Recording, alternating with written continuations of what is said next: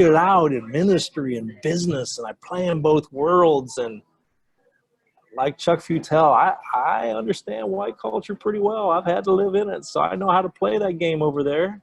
And yet I still value what I am in terms of God made me, and I don't want to just be passive to the realities of that. I want to call out. So this overt covert thing was really helpful to learn through my brother's words in that regard.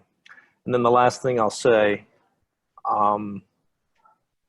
was in the personal experience of just becoming friends and guys that know each other a little better. What I most appreciated was that Nick confronted me one time in a real healthy way when I think we got toward the end of something, and the question was somewhat around the line of, okay, Ron, what's your main learning and thought for application of this for you?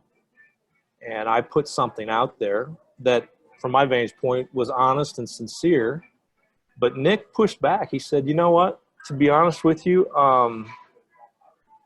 that sounded like the easy way out answer.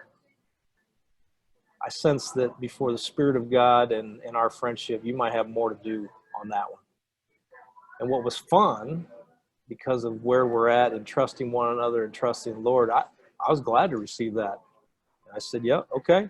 I probably don't see it right now, but I need to take that into my journaling and into my meditation and think about what the Lord had you just say right there needs to get worked up in me. So all that to say is this is fun just to get deep with another brother. That's what it's been fun for, is to have that kind of interaction after 3 or 4 meetings. Wow. Love that.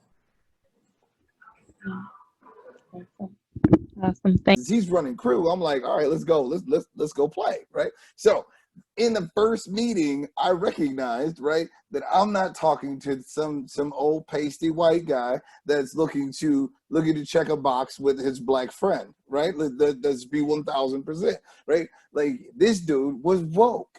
And like, then I had to take a step back. He said, I challenged him, like, what happens? He has another verse where he's like, you knock on the door and he'll answer, right?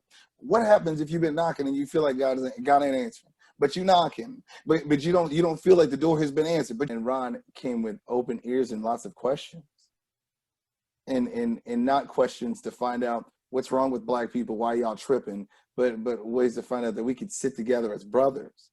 And it was this intimate moment, and like it was like alluring, like I wanted more. You know what I'm saying? Like, I'm like, when we're gonna meet again? And I know he's busy, and I'm crazy busy right now, doing D&I in this space. Like, I'm super busy right now. And but I wanted more time with Ron, because like there was a level of hope that I had to open up our door again and allow people to truly come in and sit at our table, or in our churches, or in our friend groups, or in our comfortable spaces. Are we going to continue the this has to be black situation for us to feel comfortable? And if that's true, that's a problem. And so for me, I found myself, just like as you see the white people that go to Africa and India and take pictures with little brown babies, right? I do that with white kids. That's my thing, right? He does. Like, I am a missionary to white people. I do know this, right? And so as a missionary to white people, and recognizing that like this is the way that I've set up my business, now once I go there,